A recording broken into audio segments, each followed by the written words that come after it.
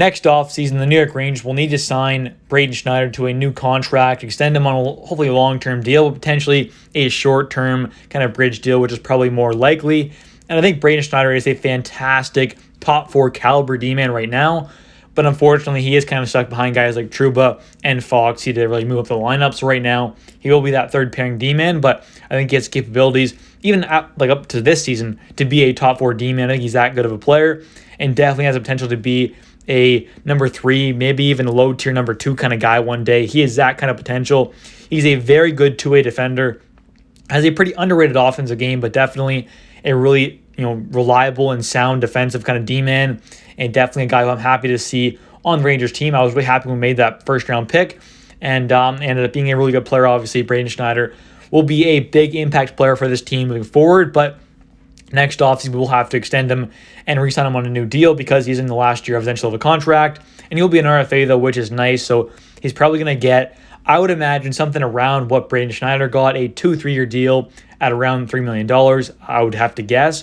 So he's going to get a bit of an upgrade there, a bit of a pay raise, obviously. But hopefully, personally, I would rather see him get locked up long-term on a 6, 7, 8-year deal. But it's more likely that he will take a 2, 3, maybe 4-year deal at anywhere between 2.75, 2.5 to 3.5 kind of mil, something around there is probably what he's going to get.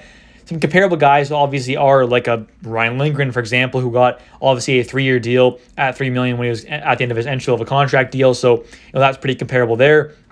But obviously, there's other guys you can compare him to as well, like an Alexander Romanov, who of the Islanders, signed a 3-year deal worth $2.5 million per. He's a left-handed D-man though, so a bit different. Martin Ferravari of the Capitals, he signed a 3-year deal as well at $2.675. So fairly comparable there on the low end. And the high end, there's guys like Travis Sanheim signed a 2-year deal at $3.25 million with the Flyers, but that was a few years ago, back in 2019 when he signed that deal. So there's a decent amount of deals you could take a look at to compare him. Noah Dobbs, for example, actually signed his deal back in August 22nd of 2022. A right-handed D-man, signed it at age 22 as well. So when, Braden Schneider will be 22 when he's signing his new deal. And, he got a 3-year, $4 million deal per. So that's kind of on the high end. I don't think he's going to quite get $4 million per year unless we locked him up on a 6, 7, 8-year kind of deal. But if it is a short-term bridge deal, like a 2, 3, 4-year kind of deal, I would imagine it's going to be something around $3 million. Maybe 3.25, something around there is probably what he's going to get. Like a Neil Pionk, for example, he got a 2-year deal off his entry-level contract worth 2 years at $3 million per. So that's kind of comparable as well. We could see him go for a 2-year deal, could see a 3, could see a 4. That is my guess. So a 2 to kind of 4-year deal is what I'm guessing. A more short-term kind of bridge deal, and then after that deal, we'll probably look to sign long-term. Kind of like, a guy like Keandre Miller and Braden Schneider did. Obviously, they're going for that more, kind of cheap, shorter term deal, and then eventually hopefully they're going to cash in for their sake. And definitely a guy like Keandre Miller is a perfect example of that, who we signed to obviously a more expensive deal in 2 years at $3.872 million. So if we did sign him on a 4-year deal, or maybe a 5-year deal, I would imagine we probably would have to pay him closer to $4 million. But if it's a 2 or 3-year deal, I'd imagine it's a lot closer to $3 million. So there is that kind of debate there on whether or not you'd rather go kind of a medium length deal, like a 4 or 5-year kind of thing. Would you want to go long-term, like a 6, 7, 8-year deal? Or would you want to go short-term, like a 2 or 3-year deal? Because I can't see him getting a 1-year deal. No one really does that off your entry-level contract. Most of the time it is 2, 3 years minimum. So I'd imagine it's probably going to be closer to a 3-year deal at $3 million per, something around there.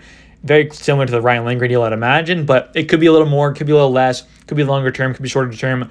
I'm not quite sure. But personally, my ideal contract, obviously, we're probably not going to be able to sign him on a long-term, 7, 8-year kind of deal. But if we could get him on a 4-year deal at 3.75, 3.5, I think that'd be a very good deal for value-wise for the team. But obviously, he might want to go with a 2, 3-year deal to get more value out of that deal. And hopefully, after those couple of years there, he can cash in long-term for a much higher salary. So we'll have to wait and see what happens there. But obviously, he's a great player. He's not some elite offensive kind of guy. I mean, he's never had more than 20 points in a year. Obviously, only played 2 seasons. Last year, at a career high 18 points in 81 games played, had 5 goals, 13 assists. Looked pretty good in the playoffs, had 1 goal in 7 games played. And the previous playoff run back in 2021, 2022, Had 20 games played, 3 assists, no goals. So played pretty good there in his first, rookie year. Played really good in the playoffs against some very tough veteran teams in the first round, the Penguins, second round, Carolina, and the third round, Tampa. Those are all teams who have made, pretty deep in the playoffs the last couple of years. So he did really good against them. And obviously he had a, relatively decent playoff run against the Devils. Wasn't amazing by any means, but wasn't, the reason why we lost, for example, wasn't too bad.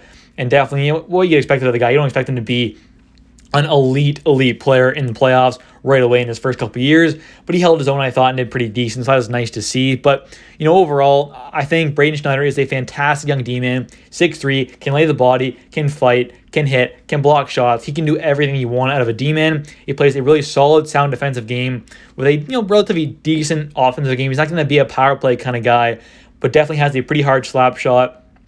Decent hands for his size, decent skater, decent playmaking, nothing insane in those categories, but definitely just an overall very solid D-man, and definitely a guy who I want to see the Rangers lock up long-term, but obviously it's more likely going to be a short-term bridge deal or maybe a 4 or 5 year deal at most. But anyways, guys, thanks for watching. Hope you guys have enjoyed it. If you guys have, please smash the like button and definitely comment down below your guys' thoughts on Braden Schneider and what kind of contract would you guys want to see next offseason given to him.